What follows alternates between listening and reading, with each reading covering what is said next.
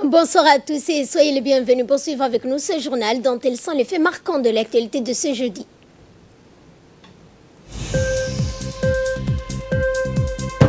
Le chef de l'État Ismaël Omar Guelleh est arrivé en Arabie Saoudite pour prendre part à un double sommet. Et Chelsea remporte la Ligue d'Europe avec 4 buts à 1.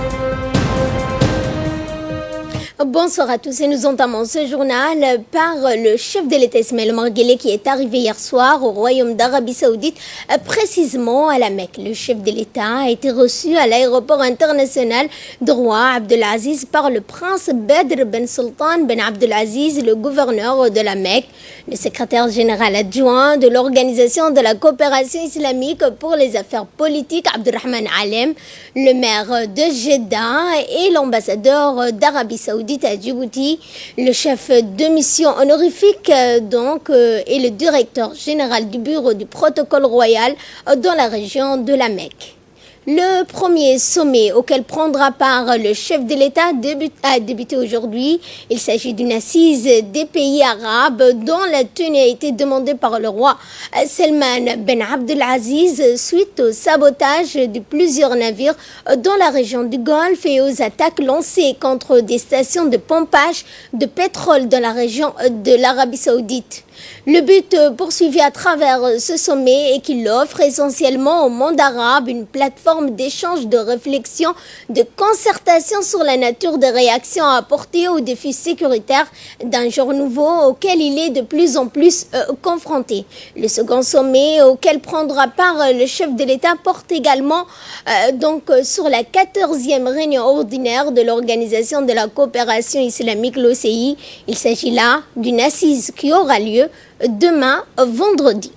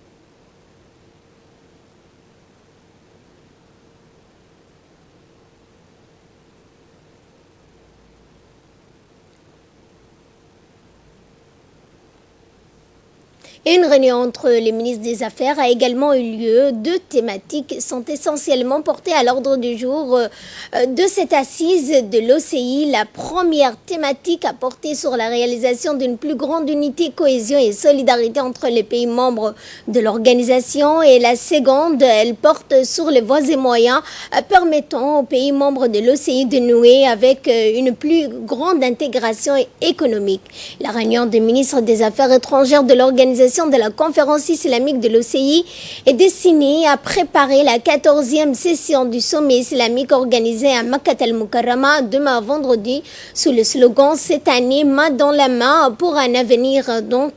Les ministres des Affaires étrangères des 57 membres de l'organisation de la conférence islamique a confirmé le projet du communiqué final du sommet islamique pour l'adoption.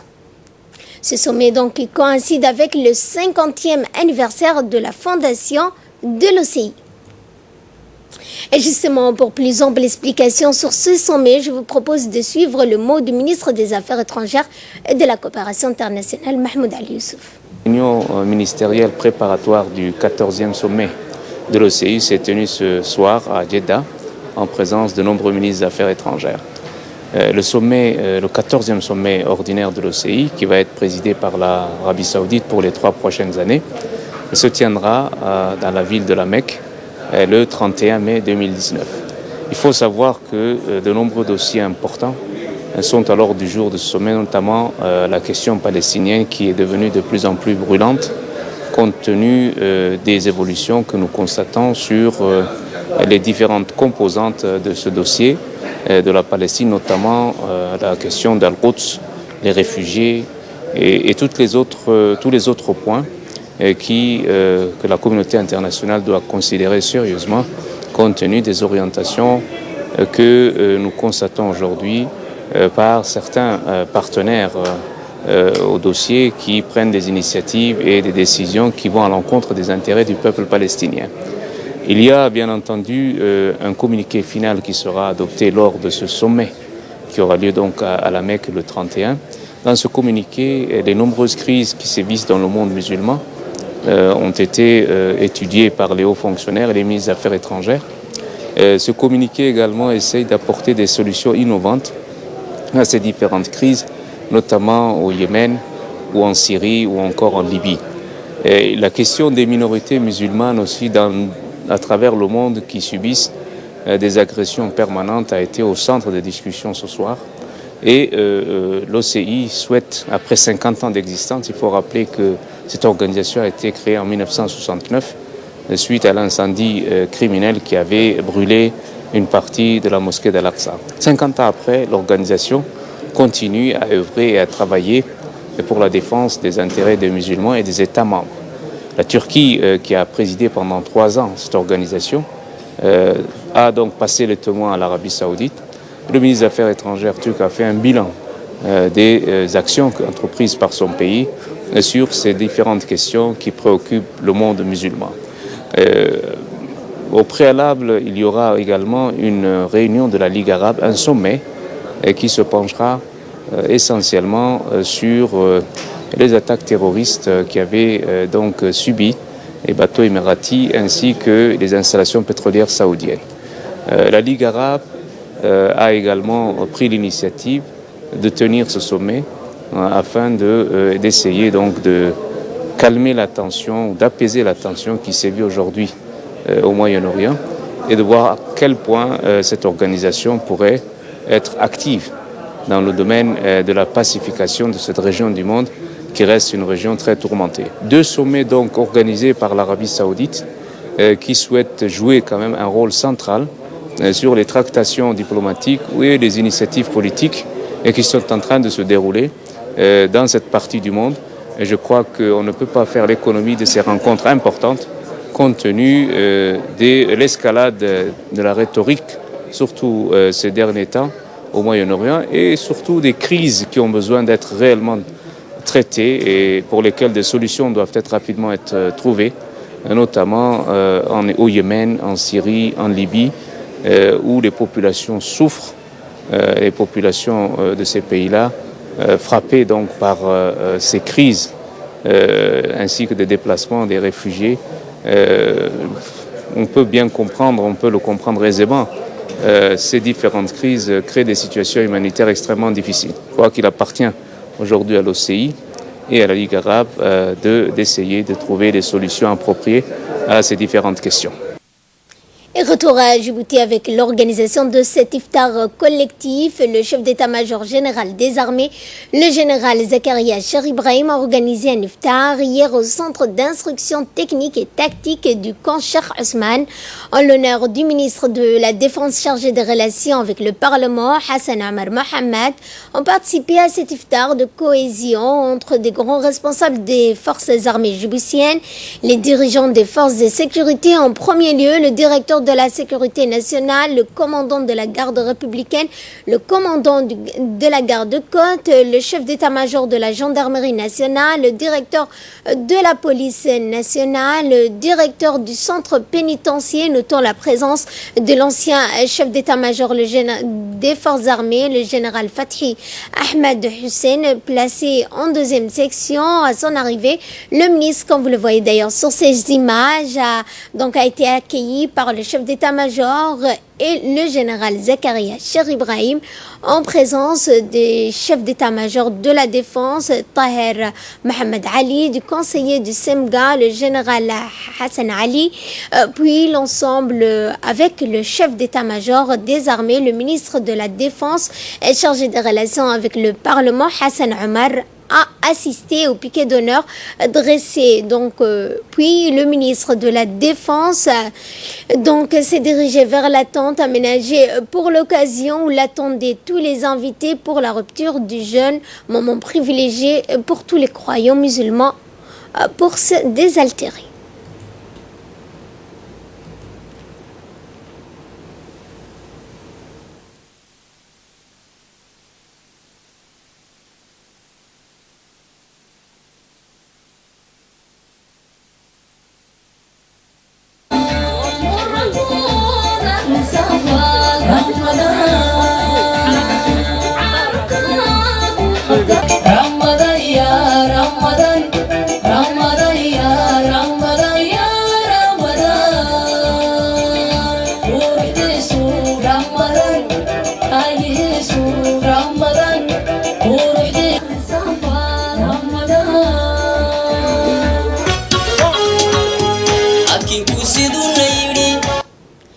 Dans l'actualité également, le ministre de la Santé, Mohamed Ouersama Dirié, s'est rendu à l'hôpital pneumopsychologie, physiologie, Dr Saad Chakib, pour une visite de prise de contact.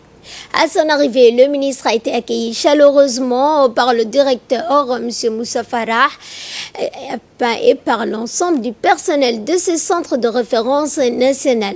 En effet, c'est en compagnie de ses proches collaborateurs que le ministre de la Santé a donc effectué les visites des lieux en passant par les locaux administratifs, le laboratoire, la radiologie, la pharmacie, mais également les cabinets de consultation médicale de cet important centre de lutte contre la tuberculose.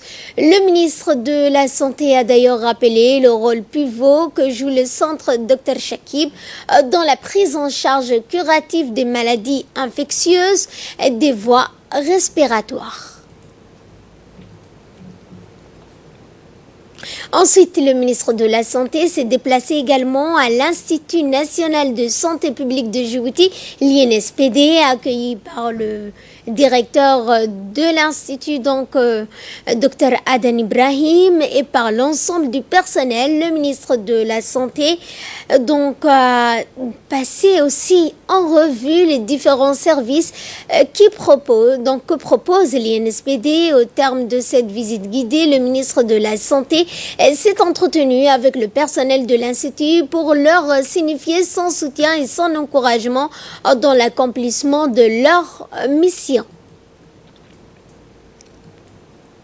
Et dans notre dossier de ce 22h, nous allons voir comment s'informer et les raisons de la mise en place du Sunny Hill, un centre de formation au métier de l'hôtellerie et du tourisme d'Arta. Regardez, c'est un magazine de la rédaction, un commentaire d'Ahmed Humed. Qui possède des atouts et potentialités touristiques importants compte exploiter ce potentiel afin de se lancer dans l'industrie du tourisme, soit un marché de plus de milliers de milliards de dollars dans le monde en moyenne par an. Et pour se donner les moyens de répondre à cette volonté politique du chef de l'État, le ministère de l'Éducation nationale et de la formation professionnelle met les bouchées doubles en offrant à la jeunesse djiboutienne la formation et la qualification pour pouvoir profiter de ce marché. C'est la raison d'être même de la création de ce centre de formation au métier de l'hôtellerie et du tourisme d'Arta. Exercer dans les métiers d'hôtellerie requiert un apprentissage rigoureux et nécessite un apprentissage de longue haleine afin de se former dans ces différentes filières. L'occasion est donnée chaque année à des centaines de jeunes djiboutiens par ce centre créé en janvier 2018. Mais pour commencer, quelles sont les filières enseignées dans ce centre et jusqu'à quel niveau?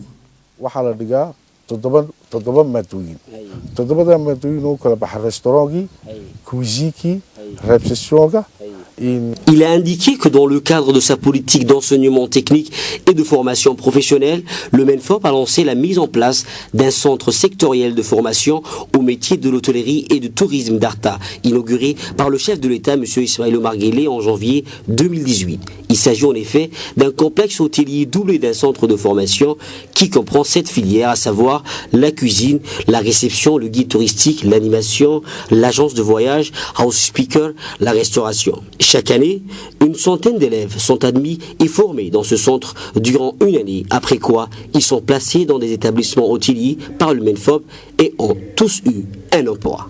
Des fonds importants ont été mobilisés pour réhabiliter les infrastructures du centre d'estivage pour en faire un pôle d'excellence. En effet, ce centre assure une formation complémentaire des jeunes pour l'acquisition des compétences nécessaires à l'exercice des métiers de l'hôtellerie, de la restauration et du tourisme. Mieux encore, il propose une formation continue en direction des entreprises du secteur de l'hôtellerie et du tourisme pour le recyclage et l'actualisation des compétences de leur personnel. Le responsable du lycée d'hôtellerie d'Arta, qui forme et accompagne également les jeunes dans leur apprentissage de base des métiers d'hôtellerie et de tourisme, nous fournit ici de plus en plus d'explications concernant le fonctionnement de ce lycée. Le lycée est un établissement qui prépare un bac pro, donc un bac professionnel, avec donc plusieurs options. Vous avez donc la spécialité cuisine. Vous avez aussi la spécialité restaurant et depuis quelques années auparavant il y avait aussi la réception mais cette année il n'y avait pas. Pour cette année nous avions uniquement des filières. Nous avons eu la chance de voir de profiter d'un grand projet mené par l'Office national du tourisme qui a étendu le nombre de salles. Donc nous avons eu une extension de deux salles de cours et nous avons aussi eu la chance d'acquérir de nouveaux équipements pour renforcer la qualité des prestations qui s'effondrent au lycée hôtelier d'Arta.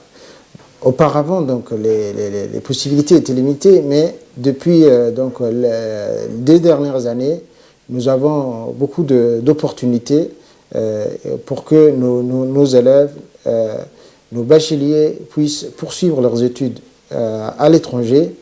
Un effectif total de 6 élèves, 3 en cuisine et 3 en restaurant, sont au Maroc cette année et ils ont été bien intégrés.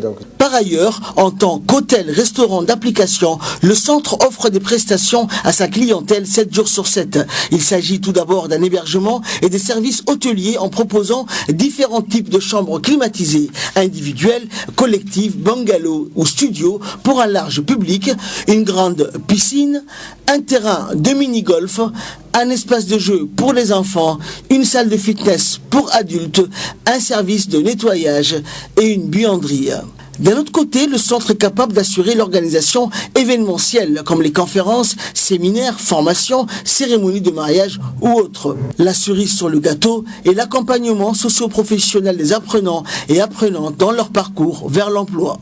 Enfin, le centre, perché sur les hauteurs de la ville d'Arta, offre une vue panoramique sur la baie marine d'Arta et au-delà, les hautes montagnes ainsi que les grands espaces de la partie méridionale de notre arrière-pays, comme un complément de ce pack de services hôteliers offert par Sunny Hill Center.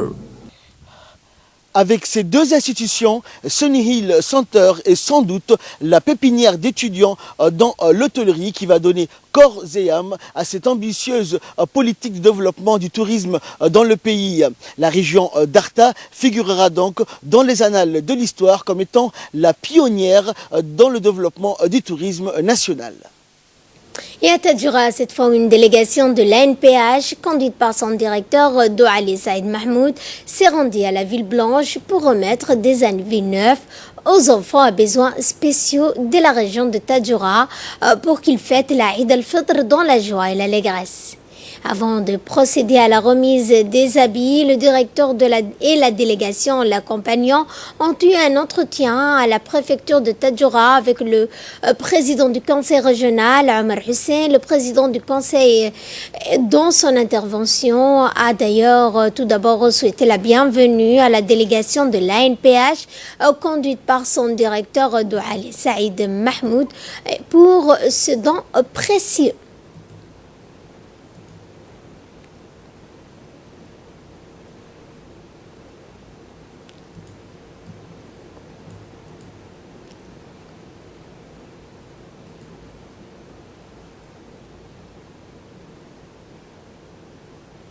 Et dans son intervention, le directeur de l'ANPH a dit qu'il faut compter pas moins de 400 familles bénéficiaires de cet octroi, amenant donc des bienfaiteurs des habits flambant neufs, et leur a souhaité donc une bonne fête, le plus profond donc notamment au chef de l'État qui restera toujours aux côtés des personnes à besoins spéciaux, a-t-il conclu ses propos. Au box, cette fois où 161 candidats ont pris part aux épreuves du BEF 700 2019. À cet effet, une forte délégation conduite par le préfet de la région, Hassan Dabali Ahmad, et du président du conseil régional, Mohamed Ahmed Ismail, ont visité les centres d'examen pour s'enquérir du déroulement des épreuves.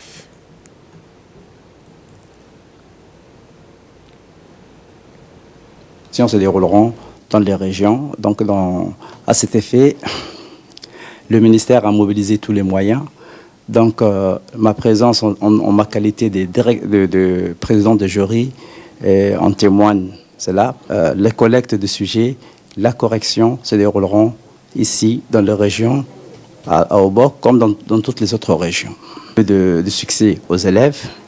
Et j'ai dit un grand bravo au ministère de l'Éducation qui toujours se soucie un peu d'engager tout le monde autour de l'éducation nationale. Les BEF, les élèves de la 9e année de la région d'El-Isabié ont également donc concouru aux épreuves du BEF, brevet de l'enseignement fondamental de l'année 2019. Les examens donc ont réuni ce matin quelques 443 élèves dans la ville Assajoug et 552 pour l'ensemble de la région. Notons que le ministère de l'Éducation nationale et de la formation professionnelle a pris donc toutes les mesures nécessaires pour s'assurer du bon déroulement de l'épreuve. À cet effet, une délégation conduite par le préfet de la région, M. Mohamed à Demerjog, cette fois où la mosquée de la région donc a abrité hier une cérémonie de clôture du concours coranique du mois béni du Ramadan. Ce concours a vu la participation de plus de 150 élèves de l'école coranique à Omar Ben Khattab de Demerjog. Les vainqueurs ont reçu des récompenses de la part des responsables de cette région.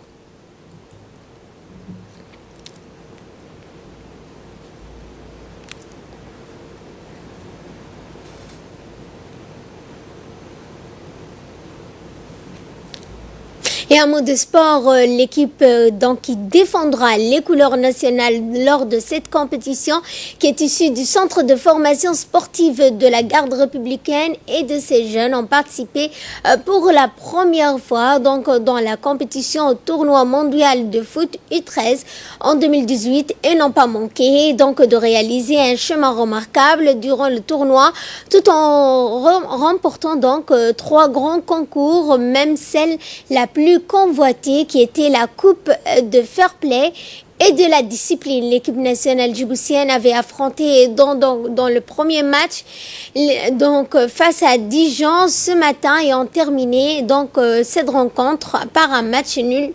Leur deuxième match a eu lieu aussi donc cet après-midi face à une équipe adverse, Colombie Sainte-Marine, donc les FC Barré du club de la garde républicaine a su démontrer son efficacité à remporter le match sur un score de 3-2.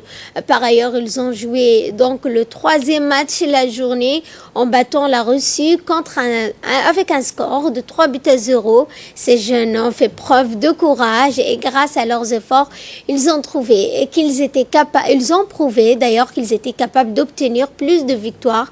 Le colonel Mohamed Jama Douale, commandant de la garde républicaine, qui est aussi le premier soutien a adressé ses vives félicitations à l'équipe nationale. Une prestation convaincante lors de la première participation de l'année dernière. Les pupilles du centre de formation issus de la garde républicaine représentent pour la deuxième année consécutive la République de Djibouti. Effet divers, une voiture 4x4 a été interceptée il y a quelques jours au niveau du PK20 par les éléments de la police nationale. 2 personnes sont accusées d'avoir tenté de faire entrer de manière illégale un paquet et demi de cigarettes de marque Benson. La marchandise est estimée à environ 100 000 francs. Donc les mises en cause avaient donc en effet pris de repartir les cigarettes sous le moteur du radiateur.